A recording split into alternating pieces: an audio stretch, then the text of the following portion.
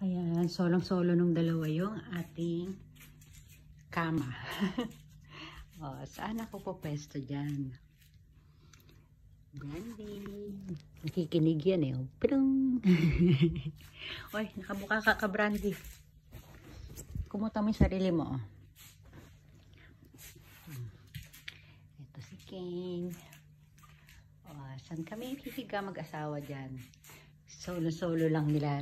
Ganyan yan si Ken pag matulog. Akala mo yung ano, yung kamay ng orasan.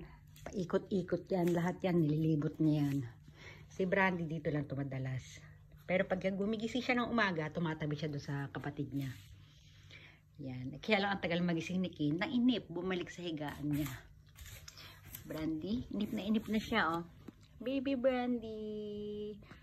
Love yan ng mama eh. Oh, anak. Ay, nag-uunat na. Ayan, anak. Anak, alas 9 pasado na.